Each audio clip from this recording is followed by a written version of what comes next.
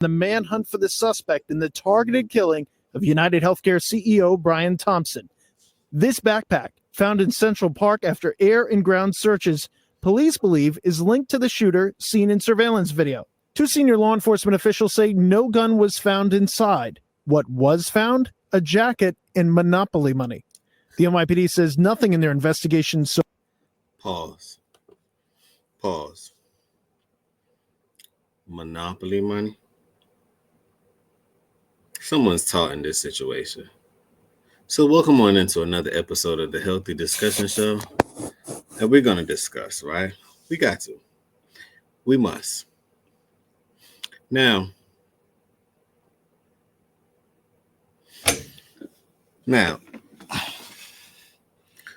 let's discuss. So basically what's going on in this situation is a healthcare, or let's just say not even a healthcare, a health insurance CEO got gunned down in New York, got shot from the back. To me, that was crazy. Was this, put a 1 in the chat if you believe this was targeted? Was this an ambush? Was this premeditated? Put a 2 in the chat if you believe that it was just something random. Put a 3 in the chat if you don't really know what's going on. You're just here for the story, right? Smash that like button while you're ahead. Smash that like button while you're ahead. Subscribe to the channel. We're going to get down to the bottom of this, but I know this is a lot of distractions when the monetary system is changing right in front of us. Let me repeat. The monetary system is changing right in front of us. And you got to pay attention to what's really going on. Now, they're actually looking, it's a manhunt. They're looking for the person who they deem to assassinate the healthcare CEO. How much money did they pay him to do it? Y'all think this was a paid hit? Right? If so, who? And for what? And why? What did this health CEO know? Did he know something? Was he going to maybe say something about a health standards or some health data points of information that we as people must know? If so, leave your thoughts down below. Let's continue with this story because this story is mind-boggling to me. It's very interesting, but yet it has a bit of conspiracy theory to it, and we're not going to climb down that rabbit hole. But what we are going to do is we're going to keep you updated to this story and make sure that we can have some form of healthy discussion about it and or a healthy disagreement so we can come to a conclusion, right? And what is Eric Adams doing about this? This did happen in New York, and I'm sure he has to deal with a myriad of things because, you know, president just got elected. He's under investigation himself. So, and then he still has to tidy this mess up. You got to also talk about the New York migrant crisis. What's going on with them? Was this a gang member hit? Was this an illegal immigrant? Like, it's so many different things that you can speculate, but we don't want to speculate. We want to know the facts. So let's get ready to cook. So far suggests the killing was related to Thompson's personal life. The net is tightening, and we're going to bring this person to justice. New York City Mayor Eric Adams says details like whether or not police have an ID on the shooter are being closely held. We don't want to release that now. If you do, you're basically giving a tip to the person we're seeking, and we do not want to give him an upper hand at all. But there are new details about the suspect. New York City's chief of detectives providing a timeline based on video footage to reporters. The shooter arrived in New York on Sunday, November 24th, and was caught on camera at the Port Authority bus terminal near Times Square. The bus he took originated in Atlanta, though it's not clear when the shooter got on, given that there were several stops on the way to New York. The shooter then took a taxi to the area where the shooting occurred. It was there for about a half hour before heading to a hostel on the Upper West Side. Hold on. In today's time, right, this man had a want to get away with these type of things. And he may be taunting the news channel about leaving Monopoly money inside of the bag. Oh, he's having fun with this one. Now, let's just say, let's send some prayers out to the victim, because he has family, he has friends, he has loved ones as well. I wish death upon no one. So I understand that the family is mourning right now and all of those things. So let's cheer their spirit up. Tell them Healthy Discussion sent you, right? Cheer their spirit up, because no one wants to lose someone. Everyone, no matter if they're good or bad, they have someone that loves them. So at the same time, this is not the message that we're spreading on this channel, right? But it just goes to show this had to have been either someone who done this before, seems a bit like an expert. And this is why I say this. He didn't use any form of credit cards, any form of anything that would track him there. Who name was the bus ticket under? Is that his or her real name? All right. Who, when he booked the hotel room, who name did he stay under? Was it his? See, we have a lot to figure out here. It seemed like he was moving a little bit mischievous and or mysterious. Took the bus, went to the hotel, no Uber, no anything, nothing modern day, all traditional, nothing conventional, a bit traditional and or alias to be exact. Did he have a phone on him on the scene? If so, was that his phone? Who bought that phone for him? How long did he have the phone? Is he even a United States citizen? Is this intelligence? Let's continue. Leave your thoughts down below. Let's speculate for a bit. What do you think's going on? Where he possibly provided a fake ID to check in. He checked out of the hostel on Friday, November 29th, but checked back in the next day. While at the hostel, the suspect had two roommates who say he kept his mask on even when eating, lowering it only when taking a bite of food. Whoa. Listen to that. Suspect had two roommates. Who are these two roommates? Oh, I'm sure they're going under some form of scrutiny right now, or interrogation. Perhaps they're not. So many things to think from this. Says that he kept his mask on even when eating. What is this? Now, throughout the jab of 2020, we can't say that because I don't want them to ban this video or anything along that nature. Be careful of what you say. And you can still talk about what you need to talk about, but how you say it matters, right? So y'all know what I'm talking about, the McJabber. Okay, cool. They moved like that when they had the face mask on and everything else. And, you had to eat a certain way and be a certain way, which the concept I never got. But, hey, thank God we have JFK Jr. that's setting things straight right now. Because it's a big transition that's going on. Big transition. Even in the health department. But he never lowered down. He only lowered it down only when taking a bite to eat. Seems like he's a professional. That's what it looks like to me. A real professional. But let's continue. Do you put a 1 in the chat if you believe that he's an amateur assassin? Put a 2 in the chat if you believe that he's a professional assassin. Put a 3 in the chat if you believe that he's advanced. He's one of the best. Let's continue. And according to a senior law enforcement official, in this one moment upon his initial arrival when flirting with a woman who worked at the front desk, the shooter left the hostel at 5:30 a.m. the morning of the shooting. After the shooting, traveling by bike. Aha, the man was also charming. So did he have character? Perhaps he did. Shooter left hostel at 5:30 and the morning of the shooting. So Whoa. Let's get into it. It seemed like he's a bit precise. Seemed like he has a itinerary. Seems like he moves with some focus, a bit persistent, somewhat determined,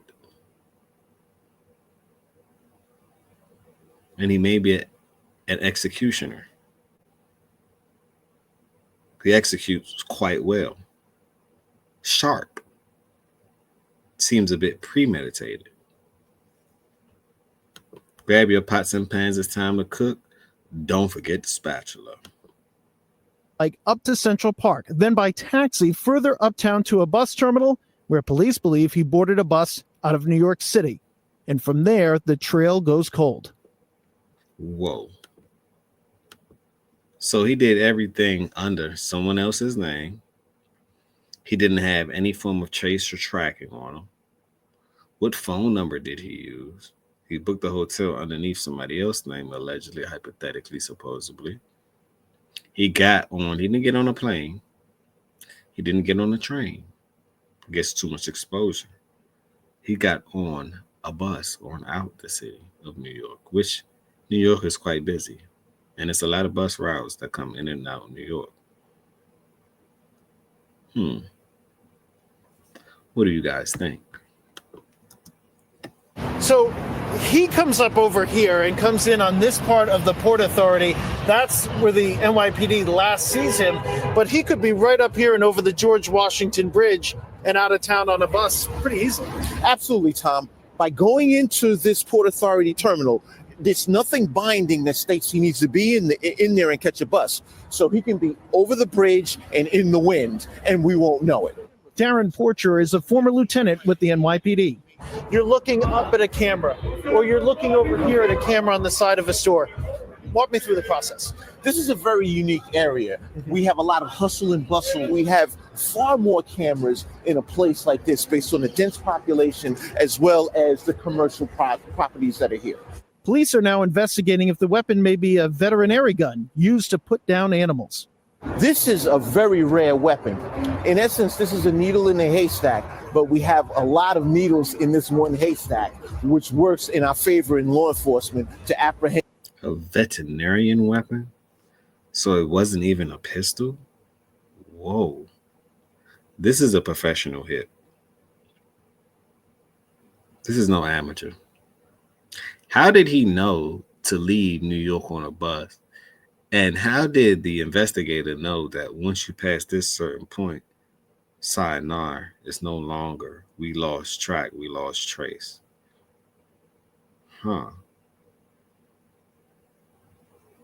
Was this inside?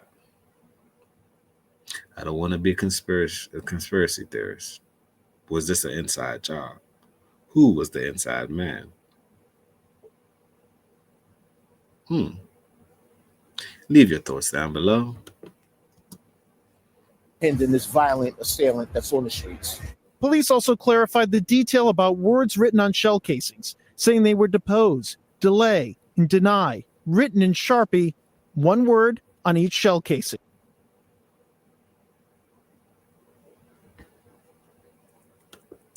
He's super professional. He planned with the whole world. Depose, delay, denied.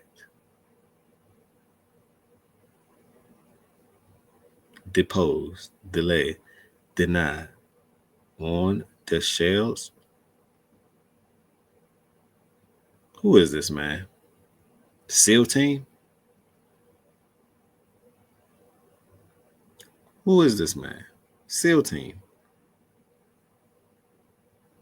Let's continue. A possible reference to frustration with the health insurance industry.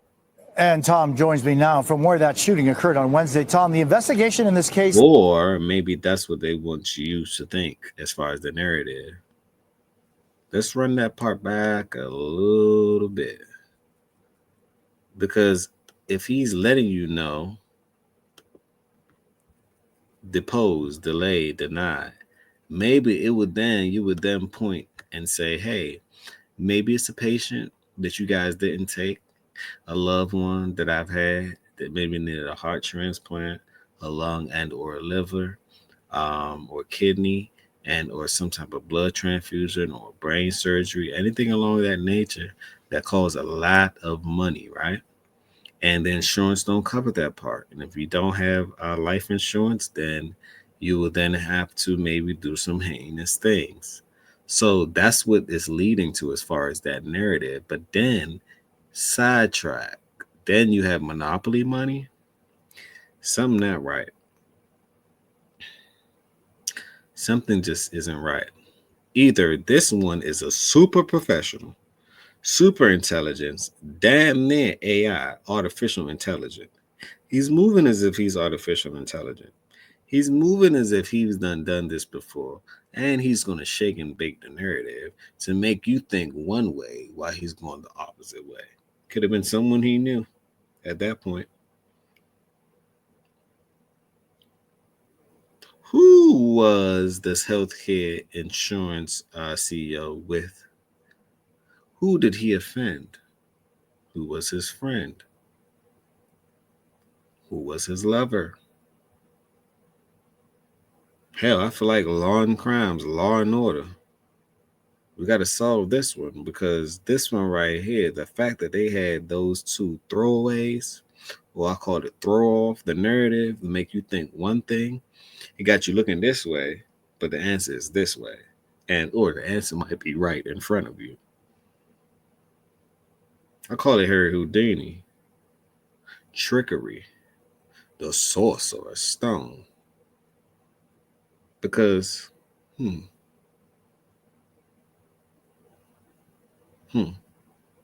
man may be brilliant. More than meets the eye. Probably have an IQ out the world. Perhaps he thinks outside of the box. Let's continue. Can we talk about it? Subscribe to the channel. Hit that bell notification. I'm going to keep you updated with this one. Yes, I will. Casey, a possible reference to frustration with the health insurance industry. And Tom joins me now from where that shooting occurred on Wednesday. Tom, the investigation in this case now well beyond New York City. Oh, that's right, Jose. The NYPD sending its detectives to Georgia, officials say. The Atlanta Police Department says they're going to assist them. Back here in New York City tonight, investigators are out in Central Park looking for more evidence and trying to find that gun. Jose? Thanks. Georgia. Hold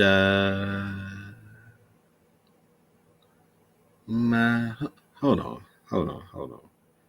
So they tracking him from Georgia all the way to New York? All the way. Once they get in Georgia, there's no way for him to be found. And once you swim across the river in New York, my God, astound. Where there's water, you can get away. We